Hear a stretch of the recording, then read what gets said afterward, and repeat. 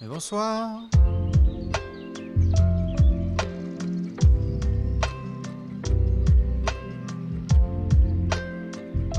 Hey. Ouais. Ouais. On installe tout bien comme il faut. On est bon. Bien. On est prêt.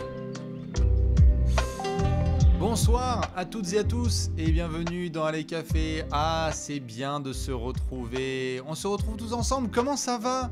Comment allez-vous? Ah là là, je sais ce qui s'est passé.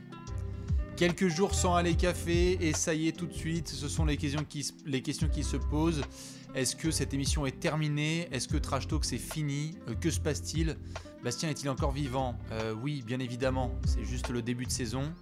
Et puis on a fait ça au fur et à mesure. C'est un marathon la saison NBA, donc il faut être présent, en forme. Du coup, bonsoir à celles et ceux qui sont présents. Je sais que les celles et ceux en héritent certains. Bonsoir à toutes les personnes qui sont présentes ce soir pour ce Allez Café. Spécial mercredi Panzani, on va se marrer, regarder tous les matchs qui y a ci-dessous. On va faire comme d'habitude. Souhaiter la bienvenue à tous les copains et toutes les copines qui sont présents en direct, ceux qui nous rejoignent peut-être en replay au petit matin, le jeudi, et se demandent comment est-ce que Ben Simmons a pu mettre 77 points à 12 sur 12 au lancer franc.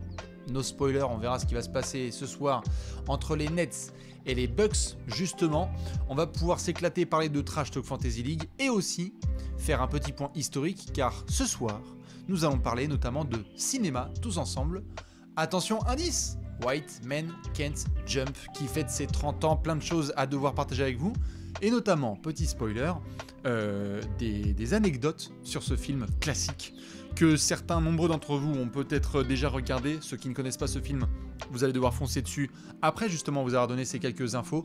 On va parler de tout ça, il y aura aussi des quiz et des petits pronostics. Dans tous les cas, comme d'hab, on va faire les classiques et boire une petite gorgée en souhaitant le bonsoir et la bienvenue à tous les copains qui sont dans le chat. Salut, je vois qui Baijirou, Aria Codes qui est là. Je vois Mondidou, je vois Castoux, je vois King Malik, Boom, le Rush qui est là. Je vois plein de noms, Twisters. C'est quoi cette police de caca? Faudra que j'en parle avec Léonce parce que du coup je vois rien. Blichou, Zenity, Ballers. Salut Avroche. Tristan aussi. Ah, qu'est-ce que je vois, c'est terrible. Faut déjà que j'aille chez l'opticien, l'ophtalmo. Putain. Le roleplayer, bonsoir. Forget, Quentin Forger, salut The Notorious Guy. Bonsoir à tous les copains et copines qui sont là. Comme d'hab, je vais vous demander où est-ce que vous vous situez, histoire qu'on démarre gentiment. Il y a des copains de Suisse, from Switzerland. Bonsoir aux copains de Switzerland. On a des amis d'Amiens qui sont là, de Buenos Aires, des Landes, de Bruxelles, de Puteaux, de Vanves. Le Bled, bien évidemment le Berry, le Berry fort, la Bretagne. Bonsoir aux copains et aux copines de Valence, de Lyon, du Sénégal, frères et sœurs sénégalais, évidemment de Rodez, de Taverny, de Guingamp, allez, l'en avant de Guingamp, de Narbonne, de Vendée, de Vannes, sans blague, de Morbihan, de Bretagne, enfin bref, de partout, de Strasbourg, de Carcassonne. Il y a les copains de Carcassonne, ça c'est bon. Coquine de sort, on va pouvoir discuter de tout ça. Je vous souhaite bien évidemment la bienvenue. On a dépassé officiellement minuit, donc je dois commencer tout de suite par une autre question. Est-ce que vous avez fait votre pick de TTFL? Et si oui, en Trash Talk Fantasy League, qui vous avez pris ce soir? À titre personnel, je suis parti sur monsieur Giannis Antetokounmpo. J'espère qu'il va faire un gros match face à notre ami... Ah bah ça y est, il y a d'autres qui ont pris Giannis. Merde! Ça sent le mauvais pic. On va voir, c'est vrai que Demar DeRozan est très très chaud. Nathan, notamment, on a parlé sur TikTok, si je ne dis pas de bêtises, lors d'un match entre Bulls et Pacers. On attend un très très gros Demar DeRozan. Pour ceux qui n'ont toujours pas inscrit leur nom à la TTFL, vous pouvez y aller, fantasy.trashtalk.co, le meilleur jeu de l'humanité. Vous pouvez foncer, en ce moment il y a 20 000 joueurs par soir. D'accord, 20 000 personnes qui font des dingueries. Parfois c'est très bien, parfois c'est nul. J'espère que vous avez bien démarré votre saison parce que c'est toujours une galère. Le début de saison, on est là, genre on a des grosses attentes sur des joueurs qui en fait ne performent pas. On a aussi des joueurs qui perdent, pas de problème, mais qui font des grosses stats. Ça on aime beaucoup, dédicace à Joel Embiid. Il y en a qui prennent du James Harden ce soir, du Donovan Mitchell. C'est vrai qu'il est très très chaud, l'ami Mitchell, le nouveau leader des Cavs apparemment, en l'absence de Darius Garland, Karl Anthony Towns, Devin Booker, tous ses copains. On aura l'occasion d'en parler. Combien d'équipes? Je n'ai pas le nombre d'équipes, n'hésitez pas à aller parler à David de l'équipe de Trash Talk qui a toutes les stats sur la TTFL. Mais bref, maintenant que c'est terminé et qu'il est dépassé minuit, il faudra faire attention à ces petits joueurs qui débarqueront sur les parquets dans une cinquantaine de minutes. Voilà, ceux qui ont pris Triangle, vous savez déjà comment ça se passe, vous allez vous éclater. Petit point, évidemment, même s'il n'est pas déterminé et qui entrera dans l'histoire, petit point sur le classement, juste pour démarrer ce petit aller café. Nous avons les Bucks à 2-0 qui vont essayer de faire la passe 2-3 face aux Nets ce soir, ce sera à 1h30 du matin, très hâte de voir ça. Washington et Boston sont tous les deux à 3-1, ça n'a pas de problème. Charlotte, top 4. Les Knicks top 5 avec les Cavs bien évidemment. Tout en bas on a Miami qui n'a pas très bien démarré sa saison. Philadelphie n'a pas du tout bien démarré sa saison. Koussi Koussa pour les Bulls.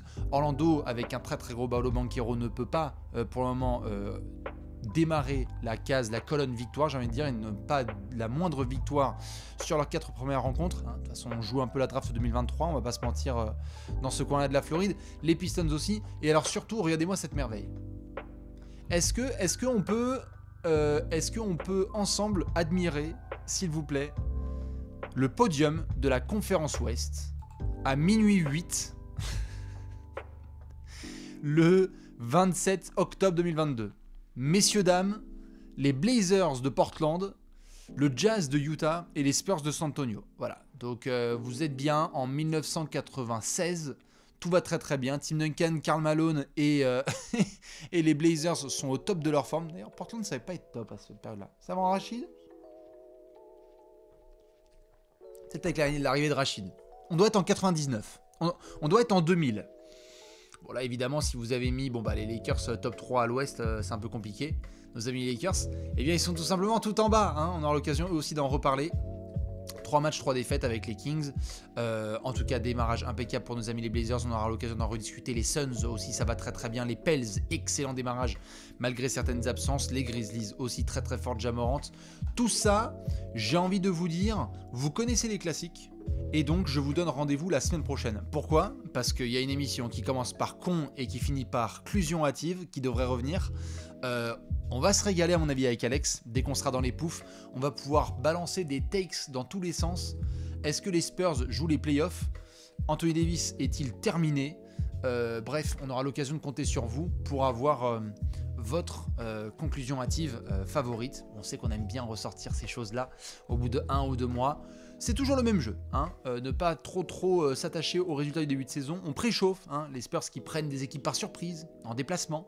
Voilà, 3 matchs, 3 victoires en déplacement, une défaite à domicile contre Charlotte, tout va extrêmement bien. Mais voilà, je ne sais pas moi, est-ce que Charlotte a trouvé la solution sans la Melo Ball? Est-ce que les Wizards ont enfin trouvé comment entourer Bradley Beal? Est-ce que le hit est déjà terminé? Pour le plus grand bonheur des fans qui sont un peu tendus en ce moment, comme on le dit. Est-ce que les Rockets sont un meilleur projet que le Thunder? En tout cas, on se bat bien dans les hécatombes de la conférence Ouest.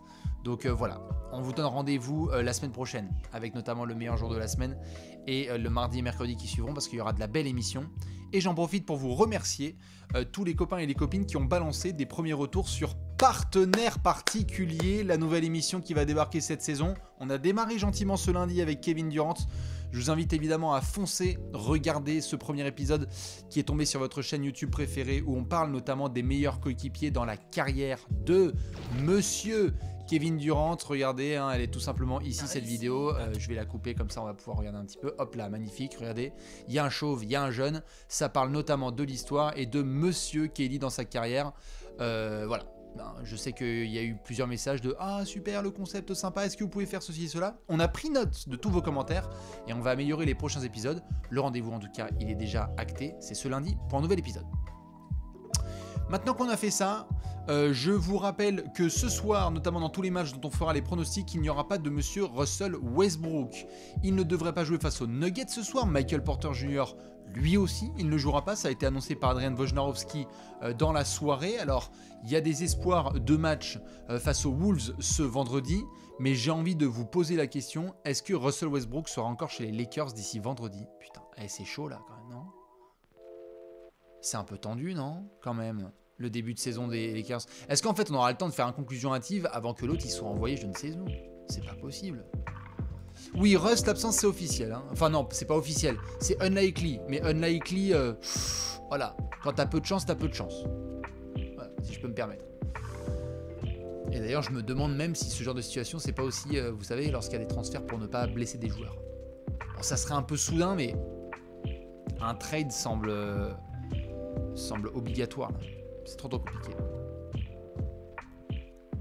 Bonne nouvelle pour ceux qui l'ont pris en TTFL, en tout cas il n'y a pas de score négatif. C'est vrai, avec Westbrook, si vous avez fait 0, formidable. Bon, en même temps, si vous avez pris Westbrook en TTFL en 2022, un petit problème. Ça, on en reparlera évidemment lors des pronostics de la fin de soirée. Je voulais donc vous parler d'un petit sujet ce soir, tout à fait sympathique, puisque vous le savez, d'habitude on fait les news, et ça on va le reprendre au fur et à mesure. Il y aura d'autres allées café dans les prochains soirs. Moi c'est bon, je ne bouge pas, je suis ici, la saison elle reprend, on va pouvoir s'éclater, après on sera sur Twitter. Mais donc je voulais revenir ce soir, notamment, puisque ce sera le titre du replay, sur un film, un classique, où je vais poser tout de suite la question, bonsoir à celles et ceux qui nous rejoignent maintenant, est-ce que vous avez regardé White Men Can't Jump, véritable classique du cinéma et du basketball? Je veux bien voir dans le chat ou même en replay les gens qui l'ont déjà vu, avec notamment monsieur Wesley Snipes et Woody Harrelson. Un classique, il y en a qui l'ont vu 100 fois, je vois dans le chat. Oui, on l'a vu en 1992. Oh là là, année de sortie, jamais entendu parler. Oui, mais il y a longtemps, on me dit. Arf, pas encore. Et bien justement, pour ceux qui ne l'ont pas encore vu, on va en parler ce soir. White Men Can't Jump, c'est un véritable classique du cinéma et donc des films de basket. Vous le savez, on aime bien classer les films de basket. On parle très souvent de Coach Carter, de He Got Game, de Space Jam, etc. De tous les grands classiques des Blue Chips qui sont sortis sur le très grand écran. Et bien, White Men Can't Jump sort en 1992 et va faire un assez gros carton déjà lors de sa sortie dans le monde entier, mais va devenir aussi un phénomène, et on va en parler ce soir parce que, mine de rien, on est 30 ans plus tard, 1992-2022, et il y a encore des gens qui s'inspirent de White Men Can't Jump. Alors, sorti en 1992, Wesley Snipes dans un rôle très particulier, celui de Sydney, Woody Harrelson qui est dans le rôle de Billy Hoyle. Je ne vais pas vous faire de spoiler, je vous conseille bien évidemment de le regarder, quelle que soit la méthode pour le mater, parce que je ne vais pas vous dire d'aller sur des trucs illégaux, hein. Essayez de le trouver, quelle que soit la méthode pour le mater.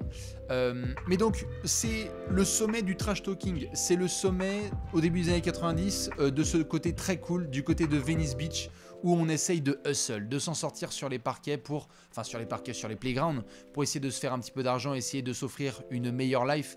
On est au début des années 90, donc on n'a pas encore l'impact des He Got Game, Space Jam et Coach Carter comme j'en ai parlé, mais on commence à avoir des premiers films dans les années 90 qui veulent essayer de rendre le basket cool. On est aussi dans la commercialisation de la NBA, essayer de la rendre stylée. 1992, je vous parle à la fois de White Men Can't Jump, et s'il y en a qui suivent bien, qu'est-ce qui peut se passer dans le monde du basket en 1992 qui rendrait ce sport assez cool? Je vais voir si dans le chat ils sont bons. 92. Oui, bien joué. Maxence qui a trouvé la réponse en premier, et toutes celles et ceux voilà qui les mettent. Jojo, bah non c'est pas José bien évidemment. Ceux qui ont mis Jo, ce sont les Jeux Olympiques. La Dream Team de 1992, elle débarque à Barcelone, et on va avoir justement ce film avec Woody Harrelson et Wesley Snipes qui va débarquer sur tous les écrans, des images absolument classiques avec leur nana évidemment dans le film. Alors, ce qu'il faut savoir, si vous êtes curieux, c'est qu'un article est sorti récemment sur votre site préféré où on revient sur l'histoire de ce duo mythique et donc de ce film qui est rentré dans la culture du basket. Vous pouvez y aller, évidemment, on vous raconte notamment quelques coulisses de ce film, et je voulais revenir là-dessus parce que certains connaissent le nom, connaissent un petit peu la culture autour de ce film, mais je me suis dit que ce serait intéressant quand même de vous rapporter un petit peu des éléments que vous n'avez peut-être pas forcément autour de ce film. On doit commencer forcément par des petites images. Regardez Monsieur Russell Westbrook avec Nick Collison.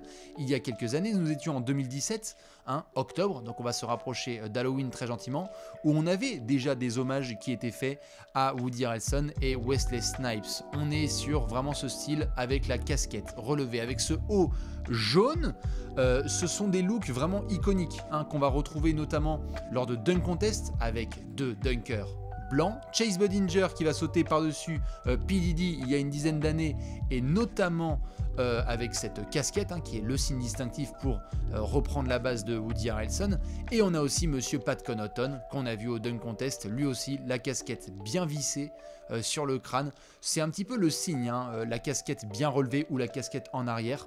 Casquette relevée, Wesley Snipes, casquette en arrière, Woody Harrelson.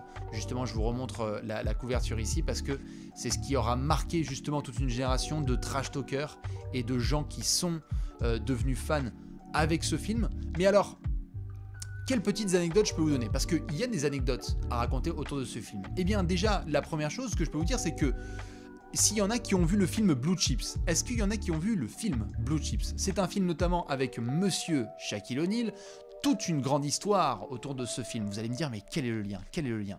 Eh bien, dans les années 90, on a aussi Blue Chips qui sort au cinéma avec Shaquille O'Neal. À côté, ici à droite, vous le voyez, c'est Monsieur Penny Hardaway.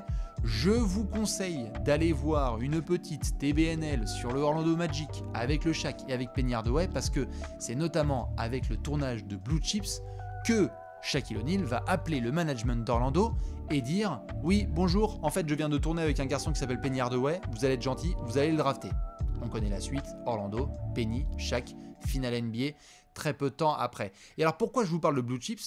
Eh bien parce que le réalisateur de White Man Can't Jump, qui s'appelle Ron Shelton, eh bien c'est celui, si je ne dis pas de bêtises, qui était en charge du scénario notamment de Blue Chips, qui a aidé au scénario de Blue Chips.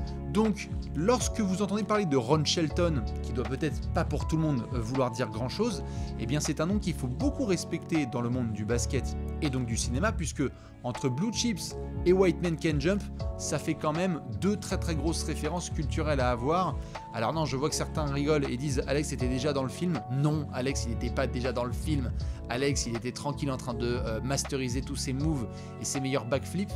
Mais donc Ron Shelton, le réalisateur, il a été aussi à l'aide pour aider, excusez-moi, à la création du scénario de Blue Chips. Donc ça c'est la première chose. Ensuite, vous allez me dire si vous reconnaissez les personnes qui sont sur cette photo. Est-ce qu'il y en a qui reconnaissent les trois acteurs qui sont sur cette photo? Normalement, ils sont mythiques. C'est limite celui au milieu où vous aurez le plus de mal, potentiellement. Mais qui est-ce qu'on a là sur cette photo? On a bien évidemment, ça y est, Denzel, Wesley et Samuel. Magnifique pour celui qui l'a dit dans le chat. Nous avons au milieu Monsieur Wesley Snipes, à sa gauche, donc tout à droite de l'image, Denzel Washington, et tout à gauche de l'image, donc à la droite de Wesley Snipes, Samuel L. Jackson. Alors pourquoi je vous montre ça? Eh bien parce qu'il faut savoir que nous avons cette affiche au final pour le film, avec Wesley Snipes, mais à la base, Wesley Snipes, ce n'était pas le premier choix des studios. Eh bien ce premier choix, c'était Monsieur Denzel Washington. On aurait dû avoir Denzel Washington dans White Man Can't Jump, ça aurait été extraordinaire, mais après on le verra dans un autre film que vous avez probablement vu, He Got Game, avec Ray Allen notamment, dirigé par Spike Lee, et c'est vrai que Denzel est reconnu pour avoir eu quand même un sacré niveau de basket. Il est monté à un assez haut niveau d'ailleurs, au niveau universitaire si je ne dis pas de bêtises, donc au niveau un petit peu inférieur au professionnel. Il a toujours été fan. On l'a vu en bord de terrain au Staples Center, on l'a vu dans plein d'arènes pour saluer des joueurs. On l'a vu avec Trae Young l'année dernière pour le respecter suite à ses coups héroïques au Madison Square Garden.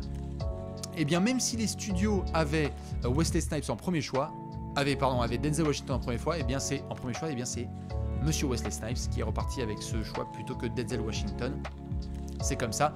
On verra d'ailleurs Monsieur Samuel L. Jackson dans un autre film. Vous l'avez bien évidemment reconnu, c'est Coach Carter au début des années 2000. Donc trois grandes têtes déjà du cinéma de base, mais aussi du basket, puisque on a de gauche à droite Coach Carter, White Man Can't Jump et He Got Game. C'est pas rien quand on voit ces légendes du cinéma. Alors, vous allez me dire, est-ce que c'était la même chose au niveau du rôle de Woody Harrelson? Eh bien oui, pour monsieur Woody Harrelson, ce n'était pas du tout le premier choix à la base. Woody Harrelson, il a été à la bataille. Il a dû batailler pour avoir ce rôle avec des noms que vous connaissez certainement. Je vais devoir vous les montrer. Est-ce que vous reconnaissez ce monsieur?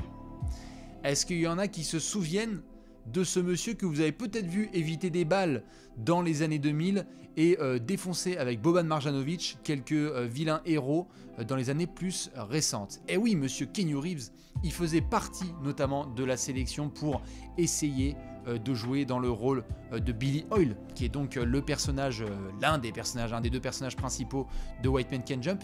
Il a été à la bataille avec monsieur David Duchovny, que vous avez vu dans plein de séries, notamment Californication ou d'autres. Je sais bien évidemment qu'il n'a pas fait que ça, mais ça fait partie des références qu'on peut avoir. Et monsieur Charlie Sheen, qui était lui aussi un petit peu à la discussion pour avoir ce rôle. Donc Woody Harrelson, ce n'était pas du tout gagné pour qu'il ait ce rôle, mais il a fini par l'avoir. Et ça l'a plutôt bien servi. Après, Woody Harrelson, magnifique acteur que moi j'adore personnellement, qu'on a retrouvé dans beaucoup de films et de séries, de True Detective en passant par d'autres classiques que j'ai pas forcément là en tête, mais dont on pourra reparler. Je pense que certains en ont de Woody Harrelson, évidemment des classiques, un personnage avec une tête vraiment flippante avec les années qui sont passées. Qu'est-ce qu'on me balance un petit peu? Zombieland, on me dit tout de suite Zombieland, Insaisissable, c'est vrai, Insaisissable, notamment lorsqu'il est question de faire des tours de magie. Bref, voilà, sachez-le, que ce soit pour Wesley Snipes et Woody Harrelson, eh bien, ce n'était pas du tout gagné pour eux et ils sont rentrés dans l'histoire. Ce n'est pas facile d'être aussi bon, comme on peut le lire sur cette magnifique petite affiche. Alors ça, ce sont les premières anecdotes. Un film de basket, pour qu'il soit aussi respecté, il faut qu'il y ait des joueurs de basket. Oh là là, pardon, excusez-moi. J'ai miscliqué, veuillez m'excuser. Désolé pour les oreilles, il n'y a pas eu tout de breaking news. Dans White Man Can't Jump, on retrouve notamment ce joueur. Alors, est-ce que certains vont... Non, il n'y a pas de poche bombe, vous inquiétez pas. Est-ce qu'il y en a qui reconnaissent ce joueur? Vous êtes balèze si vous le reconnaissez. Non, excusez-moi, il n'y a pas de transfert. C'est juste un misclick. Je vous préviens, je hurle s'il y a un transfert de Westbrook. Je ne sais pas si les gens vont reconnaître ce joueur. Ce n'est pas le grand-père de DeAndre Ayton, non. Ce n'est pas Tyson Chandler. Who is that? Eh bien, ce joueur, vous allez pouvoir le retrouver notamment aux commentaires des Bucks toute la saison. Monsieur Marquis Johnson. On en a parlé notamment dans certaines émissions de Top 10 All Time, mais aussi dans le plus grand livre de basket de tous les temps, que j'ai pas là parce qu'il est un peu loin sur mon bureau. Mais monsieur Marquez, M-A-R-Q-U-E-S Johnson, c'est une légende avec les Bucks notamment, vous pouvez vous renseigner sur lui. Il a fait partie du film et notamment avec des répliques absolument dingues où il va aller prendre son gun, notamment vous le voyez dans sa main. Il n'a pas un stylo, ça s'appelle un rasoir. On le voit notamment aller chercher un gun en essayant d'aller buter tout le monde. Marquez, non pas comme Marquis Chris ou Marquis Morris, c'est Marquez Johnson. Ça va être un des joueurs fondamentaux des Bucks dans les années 80. C'est lui notamment qui fait partie sous la houle de Don Nelson des premiers point forwards. Et oui, vous êtes habitués aujourd'hui à parler de point forwards avec les LeBron, avec les Luka Doncic, avec les KD, avec les Giannis, etc. Eh bien, un des tout premiers point forwards de l'histoire de la NBA, c'était Marquis Johnson avec les Bucks. Il est notamment dans White Man Can't Jump. Il y a d'autres gros joueurs qui étaient présents dans ce film. Freeman Williams qui était dedans aussi dans ce film pour essayer d'apporter cette petite touche de basket. D'ailleurs, il faut savoir que dans White Man Can't Jump, il y a des scènes qui ont été chorégraphées, j'ai envie de dire, où on savait déjà quels allaient être les gestes des défenseurs, des attaquants, mais pour qu'il puisse y avoir un minimum de réalisme, eh bien Ron Shelton a décidé de laisser les caméras tourner et de laisser les joueurs faire leurs propres actions. Ce qui est pas mal parce que souvent, comme vous le voyez et comme vous le savez, les films de basket, on essaye de rendre les choses réalistes et compréhensibles auprès du grand public, et donc du coup, c'est des actions où tu as un défenseur qui se jette, il y a une passe au ralenti pour aller alley-oop, quand le mec il dunk, le bruitage c'est un swish, enfin c'est n'importe quoi, on le sait, c'est tout le temps un bordel. Et donc, avoir cette part à la fois de street cred, de basketteur, genre wow, on dirait vraiment du basket, et en même temps accessible à tout le monde, ça a été un des paris réussis par Ron Shelton, qui a utilisé notamment des joueurs de NBA comme Marques Johnson ou Freeman Williams, et qui a laissé Wesley Snipes et Woody Harrelson improviser certaines actions. Il faut savoir aussi que pour ces deux acteurs, eh bien le basket c'était pas vraiment gagné. C'est-à-dire qu'on leur a dit bon, ça joue un petit peu, Woody Harrelson, pas de problème. Wesley Snipes, bon athlète, mais il va falloir bosser le basket. Eh bien, pour ces deux joueurs, enfin pour ces deux acteurs, en train de devenir joueurs pour ce film, on a fait appel à monsieur Bob Lanier. Oui, All-Star, Hall of Famer, si je ne dis pas de bêtises, Bob Lanier, RIP, qui nous a quittés, eh bien, il a été appelé par notamment Ron Shelton et par l'équipe du film de White Man Can't Jump pour apprendre à Wesley Snipes et à Woody Harrelson de jouer au basket. Ils ont eu des entraînements très intenses avec un multiple All-Star. Tout à fait, RIP Bob, parce que c'est vrai que c'est une légende du basket qui nous a quittés récemment, qui était d'ailleurs un des plus grands représentants humanitaires de la NBA, légende avec les Bucks et avec les Pistons.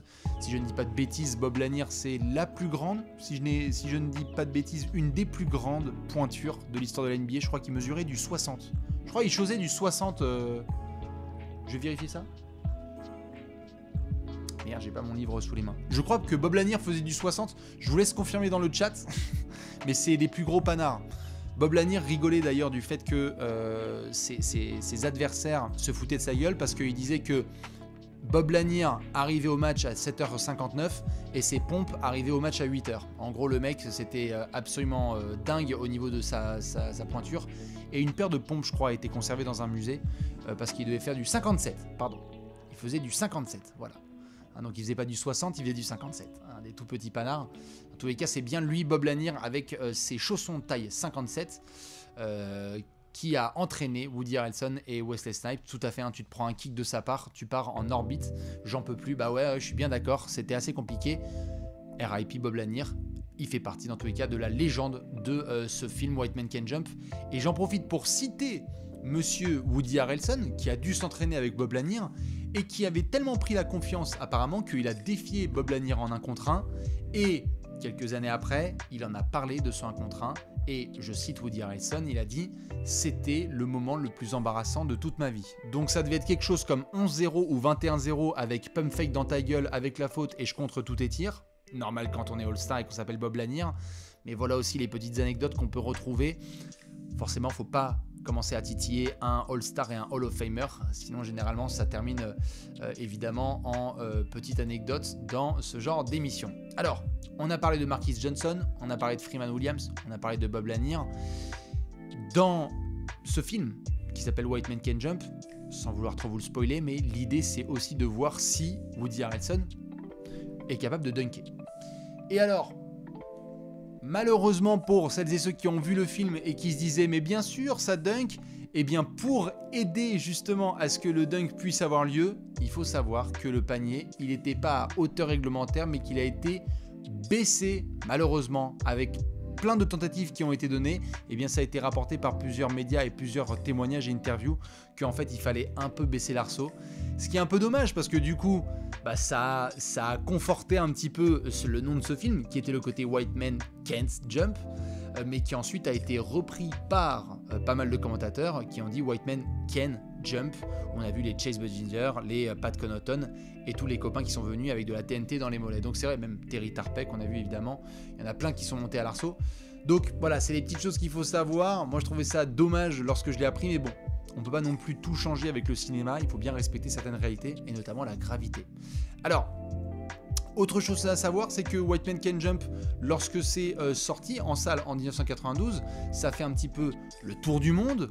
Et pour un budget de film de 31 millions de dollars, il faut savoir qu'ils ont fait 91 millions de dollars en retour dans le monde entier. Donc c'est un énorme succès lorsque vous triplez le budget initial. 91 millions pour 31 millions de base, c'était absolument phénoménal. Et parmi les fans justement de ce film, est-ce qu'il y en a qui ont déjà vu un film hyper flippant qui s'appelle The Shining? Est-ce que ça vous dit quelque chose avec un certain Jack Nicholson, fan numéro 1 des Lakers, qu'on retrouve évidemment au premier rang? Est-ce qu'il y en a qui ont déjà vu The Shining? Attention, regardez-le accompagné si vous êtes jeune. Et ceux qui l'ont déjà vu, respect parce qu'il est sacrément terrifié. Ouais, c'est les gens qui ont vu évidemment The Shining, vous allez me dire. Mais attends Bastien, quel est le rapport? Eh bien le rapport c'est ce monsieur. Monsieur Stanley Kubrick, qui est donc notamment derrière les caméras pour l'immense classique qui est The Shining et plein d'autres films, Stanley Kubrick, vous avez forcément entendu ce nom, eh bien il l'a rapporté à Vanity Fair dans une interview que White Man Can't Jump faisait partie de ses meilleurs films, de ses films préférés, pas ses meilleurs films dans le sens où il a réalisé, mais de ses films préférés et des meilleurs films qu'il a pu regarder. Donc vous voyez, l'impact a été énorme, puisque même pour des réalisateurs qui sont pas trop basket à la base, eh bien c'est rentré jusque dans ces sphères-là. C'est ce qui explique aussi le succès à la fois culturel et cinématographique de White Man Can't Jump, avec des gens comme Stanley Kubrick qui vont devenir fans. Il y a plein de joueurs de NBA aussi dans les années 90 qui vont justement porter la casquette dans tous les sens, les shorts avec le drapeau américain et les petits hauts jaunes, ça faisait partie de toute la légende autour de White Man Can't Jump, aka les blancs ne savent pas sauter. Alors je vois que certains me disent que Kubrick c'est pas le pseudonyme de Russell Westbrook, bravo hein. Non, c'est Kubrick. Kubrick c'est Stanley, Kubrick c'est Westbrook. Il manquait une petite lettre, c'est un E, voilà. Pour rebondir sur les blagues du chat, quitte à faire du trash talking, autant aller jusqu'au bout, hein, avec monsieur Stanley Kubrick, à ne pas confondre avec Russell Kubrick. Voilà, deux petites anecdotes pour finir. Bien évidemment, dans les années 90, lorsque vous avez un film qui cartonne, ce qui suit, c'est un jeu vidéo. Donc nous avons bien eu sur Atari un jeu White Man Can't Jump. Bon alors four complet, hein. on va pas se mentir. Il est sorti en 1995, regardez-moi la qualité de ses graphismes et cette envie de vouloir défoncer les lois de l'ophtalmologie. Hein.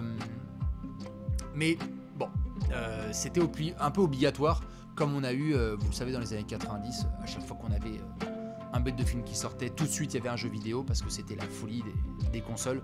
Chaque gamin devait avoir sa console, et donc les parents en profitaient.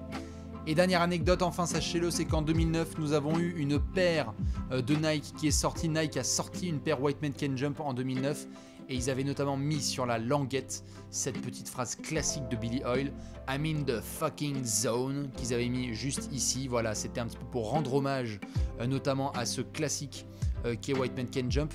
Donc vous voyez plein de petites anecdotes à retrouver autour de ce film, et notamment pour finir, une chose qu'on devra surveiller, c'est qu'il y a eu des rumeurs d'un remake, hein, d'un numéro 2, j'ai envie de dire, de White Man Can't Jump, avec Blake Griffin à la production et Jack Harlow dans le rôle de Billy Oil.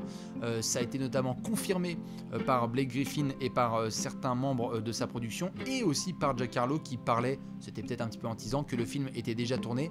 On verra ce que ça va donner. Attention avec ce genre de choix, on le sait, il y a des classiques auxquels il ne faut pas toucher. Même si ça donne envie, même si c'est sympa, c'est toujours très compliqué de se faire un petit remake. Ça peut vite tourner au vinaigre, mais bon.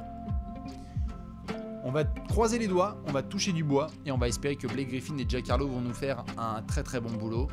Dans tous les cas, je ne peux que vous conseiller d'aller regarder ce film. C'est un classique. Je sais qu'il y a plein de passionnés qui sont dans la communauté Trash Talk et dans la communauté basket en France, et qui regardent un peu les films récents, Uncle Drew, Space Jam 2, etc. Bon, j'ai envie de dire, il y a une espèce de trinité pour moi dans les films de basket, avec notamment He Got Game, avec du Coach Carter, avec du White Man Can't Jump. Il y a d'autres films, évidemment, qui sont très bons. Il y a des documentaires qui sont excellents. Mais si vous adorez le basket, regardez ce film. Et pour nous, et quand je dis nous, c'est vraiment l'équipe de Trash Talk, c'est un véritable mythe, White Man Can't Jump. Pourquoi ? Parce que c'est la rue, c'est le trash talking. Ça bombarde de droite à gauche, entre un blanc, entre un black, entre des gars dans les années 90 qui essayent de se faire vraiment une meilleure vie avec la thune qu'ils gagnent sur les playgrounds. Donc foncez, allez le regarder, quel que soit le moyen pour le mater, foncez sur ce classique absolu, c'est vraiment de la très bonne cam. Je vais justement prendre les réactions à droite à gauche. Est-ce qu'il y en a qui l'ont vu? Et si oui, vous en pensez quoi? Est-ce que j'ai vu le docu sur la Redeem Team? Oui, je l'ai vu, on aura l'occasion d'en reparler aussi. Love and Basketball, bien évidemment. Classique de basket. Bon, est-ce que c'est un top de film de basket après Uncle Drew? Je ne sais pas, parce que Uncle Drew n'était pas non plus extraordinaire, mais il était pas mal. Il y en a qui ont été le voir carrément au cinéma, alors ça, respect total. Allez voir White Man Can Jump au cinéma, ça c'est vraiment, ça devait être un truc de ouf. Last Chance You, évidemment, sur Netflix, qui a été très très fort. Space Jam 2, moi pas trop fan, j'avoue que le 1 a beaucoup marqué mon enfance, mais bon.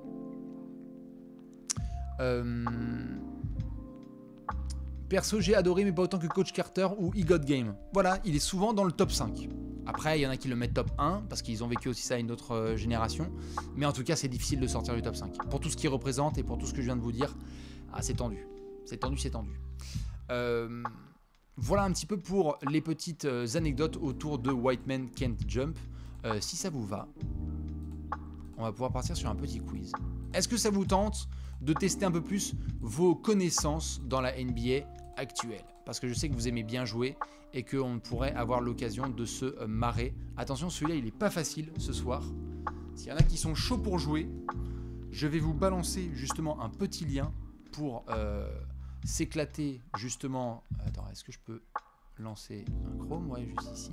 Hop, ne bougez pas, je vais juste me connecter avec mon board sur Twitch, comme ça, tableau des créateurs. Je vais sur mon gestionnaire de stream, et voilà, et parfait. Je vais pouvoir mettre le chat. Je vais vous montrer le quiz de ce soir. Attention, ça va être violent. Pourquoi? Parce qu'on va devoir montrer les meilleurs marqueurs par âge. De 18 à 44 ans. What the fuck? Oui, messieurs, dames, on va devoir se faire ce super quiz. Je vais vous mettre le lien tout de suite dans le chat. Les meilleurs marqueurs de la NBA en fonction de leur âge. Qui a été le meilleur marqueur à l'âge de 18 ans? Qui a été le meilleur marqueur à l'âge de 25 ans? Est-ce qu'on va avoir des noms différents? Est-ce que chaque fois ça va être le même nom? On va avoir 127 noms à devoir donner en 9 minutes. Ça va être dingo. Il y en a qui l'ont peut-être déjà fait. Oui, il y en a peut-être qui vont mettre LeBron. On verra où est-ce que James tombe au fur et à mesure. Il y a du Cleveland, très certainement. Mais on a d'autres aussi qui seraient peut-être un petit peu plus durs. Du Chamberlain par exemple.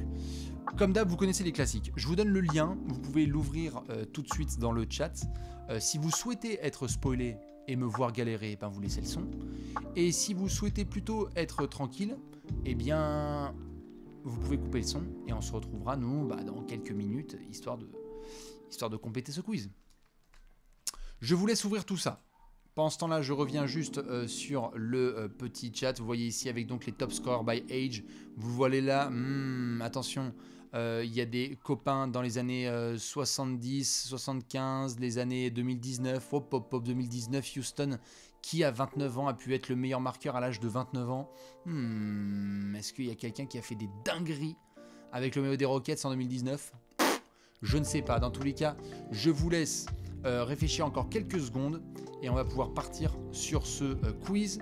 Allez, je renvoie le lien tout de suite et on va pouvoir démarrer dans 10, 9, 8, 7, 6, 5, 4, 3, 2, 1. Allez, c'est parti. Est-ce qu'on a du James? Ouais, LeBron, c'est bon. Est-ce qu'on a du Curry? Non. Est-ce qu'on a du Harden? Ouais. Est-ce qu'on a du Chamberlain? Wow. Ok. Est-ce qu'on a du Bryant? Ouais. Est-ce qu'on a du Durant? Bon. Toronto 98. Carter? McGrady? Allez. Atlanta 1976. Oi, oi, oi. Maravich? Non. Lou Hudson. Ah, je sens que ça va être galère. Oh là là là. En 97, Portland. Stoudemire. Non plus. Je sens que ça va être hardcore. Rashid Wallace. Jermaine O'Neal. Jermaine O'Neal, c'est très bien. Faut prendre les joueurs vraiment jeunes. Nowitzki. Pierce.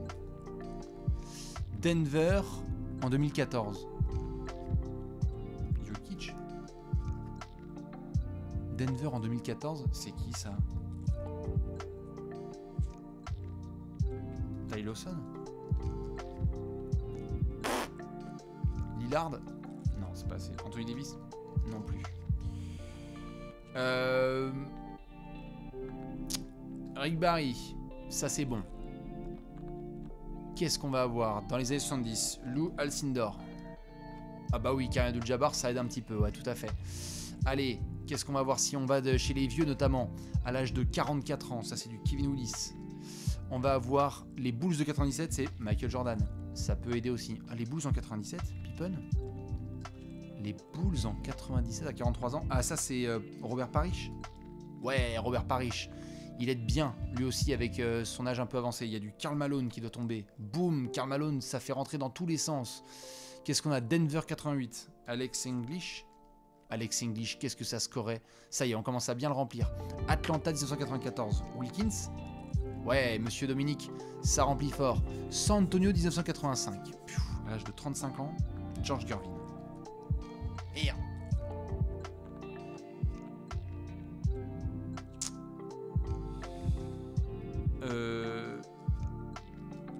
Altimore. Non, pas Altimore. Je commence à péter des câbles. Philadelphie 2006. Iverson. Ouais. Boston 71. Havlicek. Ok. Lakers des années 70. Jerry West. Ok. Boston 88. Larry Bird. Très bien. Chicago 2022. Zach Lavine. DeMar DeRozan. Waouh. Ok. Très bien. Ça c'est du Archibald. Archibald. Ouais. Cincinnati 1962. Oscar Robertson. Allez, on y croit. Ouais, est-ce qu'on aurait du Elgin Baylor? À tout hasard. Oui, bien sûr. Allez, il nous reste 25 noms en 6 minutes. Qu'est-ce qu'on a d'abordable? Houston 2009. Ça, c'est du Dikembe Mutombo. Oui. Ça rentre. 40 ans. Utah 2003. Stockton. San Antonio 2018. C'est pas Duncan. Oh, Duncan, c'était à 38 ans.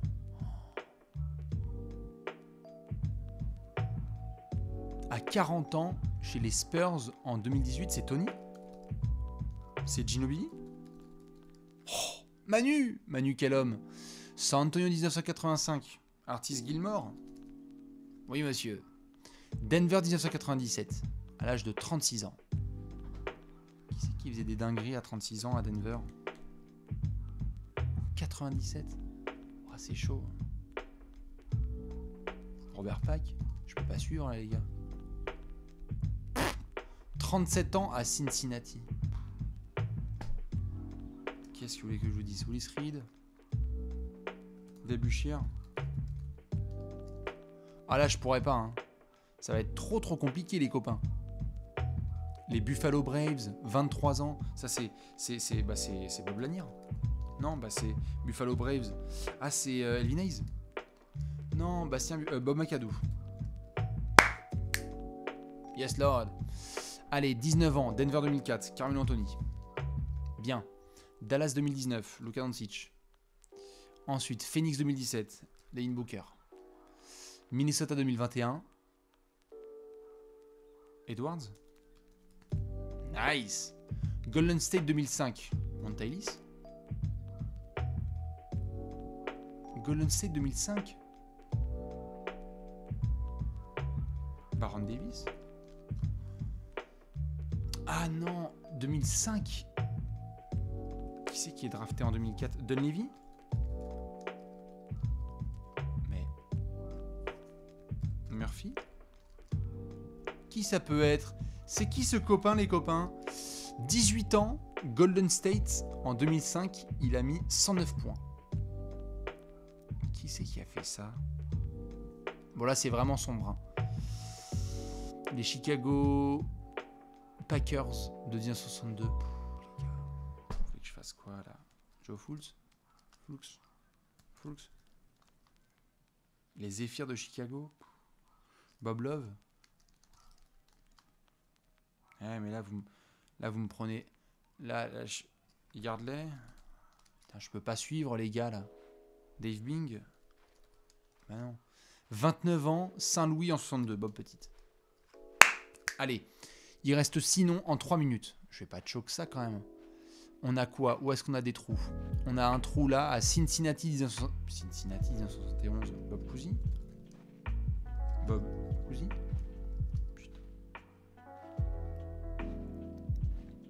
OKC 2017. C'est pas vrai. Ah, Westbrook, c'est bon.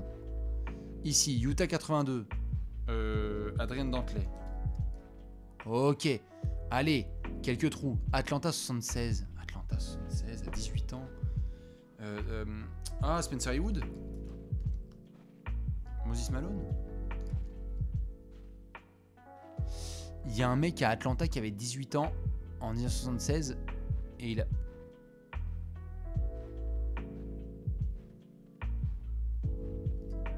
Wayne Tree Rollins. Mais je sais pas là. Bon, je crois que ça va être compliqué de dernière minute. Il me reste 4 noms. Il me reste un copain de Golden State en 2005. Golden State en 2005. Il a 18 ans. C'est Skitishvili. Qui a 18 ans? Livingston? Bah non.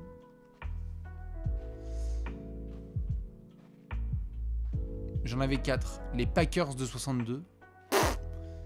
Les Hawks de 76. Lou Hudson? Bah non. Calvin Murphy? Non. Les Warriors de 2005. Et c'était quoi le quatrième nom? Ouais, les Cincinnati Royals de 71. Les mecs. Jerry Lucas? Hein? Non. Allez, 55 secondes. Faut que je me concentre sur le mec des Warriors. Qui a mis 109 points là? 109 points en plus, c'est ridicule. C'est la draft 2004. La draft 2004, c'est Dwight, c'est Emeka Okafor, c'est Robert Swift. C'est qui a... C'est qui a à Golden State à 18 ans? O'Brien?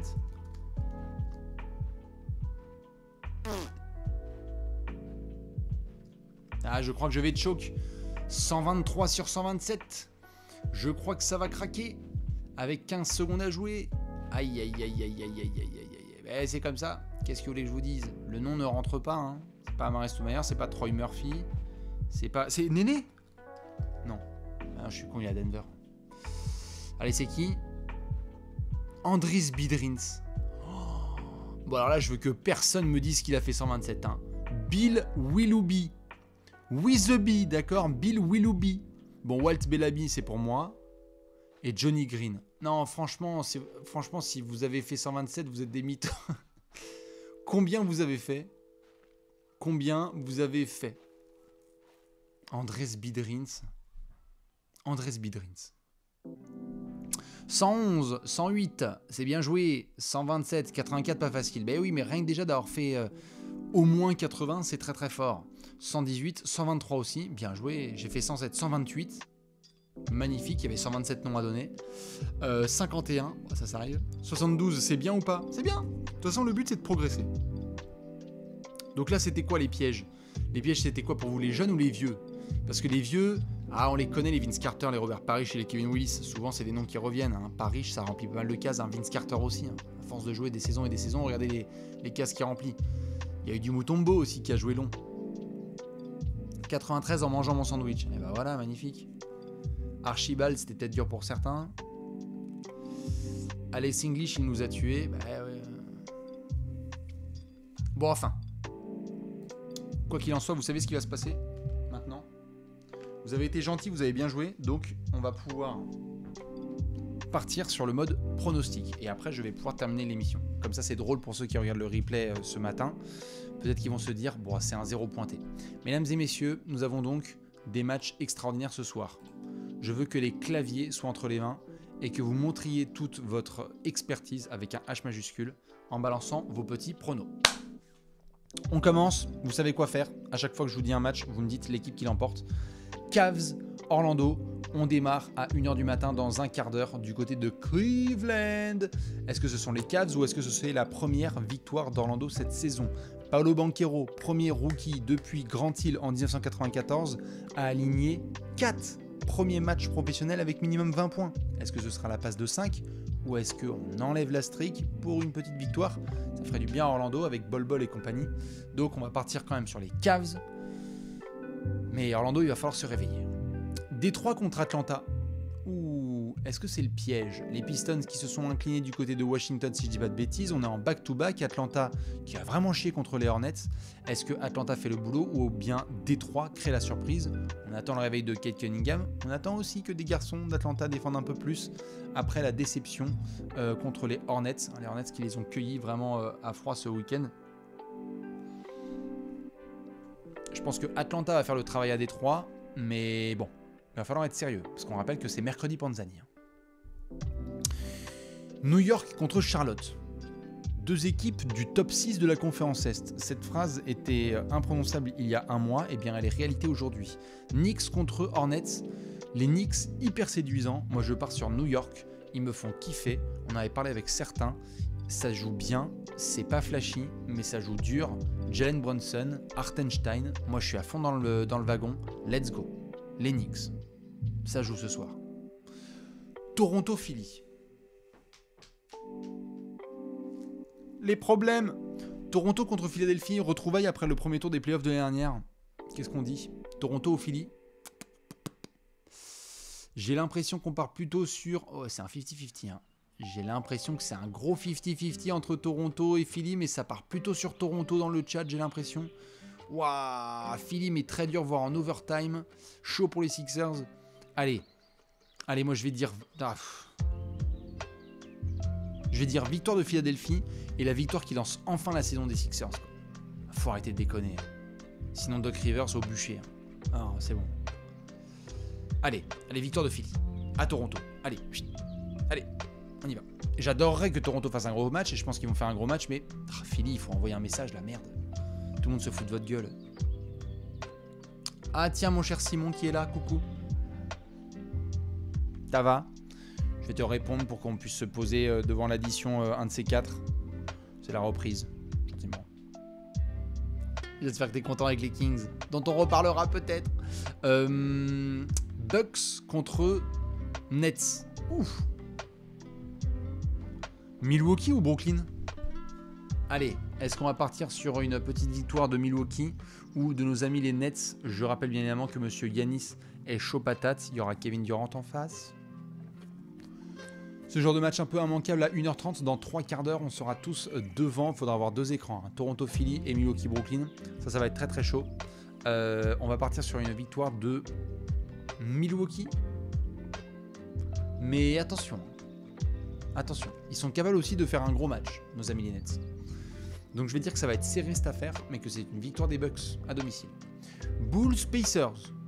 Je sais qu'il y a plein de gens qui ont pris DeMar DeRozan en TTFL. Est-ce que vous êtes plutôt Chicago ou est-ce que vous êtes plutôt Indiana? Chicago part en favori dans cette rencontre. Chicago doit gagner cette rencontre. Indiana encaisse des points à ne plus quoi savoir en faire. Il faut en profiter. Là, très clairement, c'est pour les Bulls. Voilà, le chat est full taureau. On est rouge et blanc. Donc, victoire de Chicago. Minnesota contre San Antonio. Alors, il y a une semaine, c'était full Wolves. Ce soir, c'est quoi? Minnesota, San Antonio, qu'est-ce qu'on dit? Ça y est, il y a les Spurs dans le... Ouais, ça y est, les Spurs dans le chat. Allez, Spurs équipe titanesque. Ouais. Oui, les Spurs. C'est Panzani? Non, pas 2 fois quand même. Moi, j'adorerais qu'on les cueille 2 fois, mais non, c'est victoire des Wolves. On va pas se mentir. Bon, Utah contre Houston. Hein, voilà, celui-là, je vous laisserai le regarder. Hein, cordialement. Vous pouvez me dire le vainqueur que vous voulez. Moi, je pense que Houston va se rattraper. Ça joue bien, Utah. Ça joue collectif. Bravo, bravo Hardy. On en reparlera de ça. Mais je vais dire victoire de Houston. Allez. C'est bien. Moins de pertes de balles. Un peu plus de sérieux. Les jeunes qui scorent. C'est parti. Houston. Allez, on y va. Denver contre les Lakers. C'est le match de 4h du matin. Je rappelle que monsieur Russell Westbrook ne joue pas, ce qui augmente grandement les chances de victoire des Lakers. Et il y a aussi l'absence de Michael Porter Jr., ce qui augmente grandement les chances de victoire des Nuggets. Denver ou Los Angeles? Ouille, attention. Sur qui vous allez partir? J'ai l'impression qu'on est sur plutôt du Denver. Mais je pense, contre toute attente, que ce sont les Nuggets qui vont gagner. Voilà. je reste sur les Nuggets. Et alors, main event à 4h. Portland contre Miami. Déplacement de Miami à Portland. Portland, 4 matchs, 4 victoires sur ce début de saison. Damien Lillard, le retour, c'est quelle heure? C'est maintenant. Le patron est de retour, c'est le coup du patron. Il est déterminé, l'ami Dame Dahl. Miami, par contre, ça démarre mal. 3 défaites en 4 matchs. Est-ce qu'on n'a pas le réveil? Le début de saison officiel du Heat ce soir à Portland? Ou est-ce que c'est une victoire de nos amis les Blazers pour passer à 5-0? Attention, hein, si les Blazers passent en 5-0, on va commencer à recevoir des tweets. Alors, c'est quoi cette preview de merde? Qu'est-ce que c'était que cette preview de merde? Moi aussi, j'avais annoncé 5-0 au début de saison pour les Blazers. Bien sûr. Ouais, si. Si, bien sûr. J'avais tout annoncé. Impeccable. Allez, on va partir sur une victoire du 8. Première victoire de la saison pour Miami et on va espérer qu'ils feront le boulot avec notamment tous leurs cadres qui doivent répondre présent. On attend mieux là. Eric Spoelstra, c'est l'heure. Hein, on y va? Merci. Voilà. Victoire de Miami en déplacement. Sur ce qu'on va faire, c'est très simple.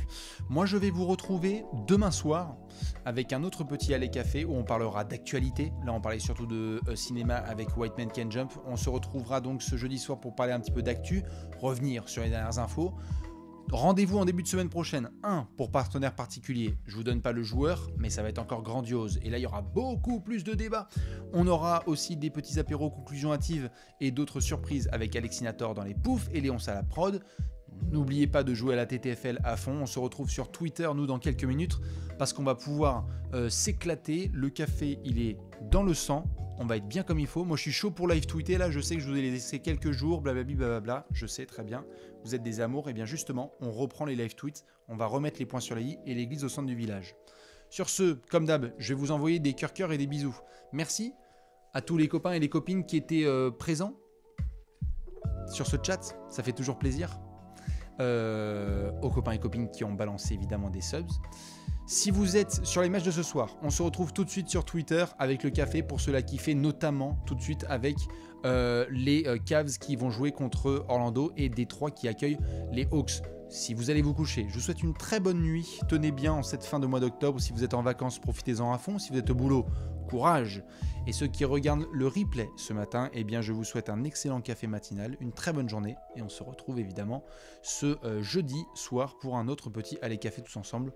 Même heure, même endroit. Hein. Je pense que minuit, je serai dans le coin pour envoyer du rêve et faire d'autres quiz. Je l'ai déjà le quiz, donc je sais le quiz de demain. Je ne l'ai pas fait, je sais le thème. Voilà, c'est tout. Sur ce, comme d'hab, je vous laisse en musique. Je vous fais plein de bisous. Très très bonne nuit de NBA à toutes et à tous. Très bon jeudi. Et vive la NBA, surtout sur Twitter.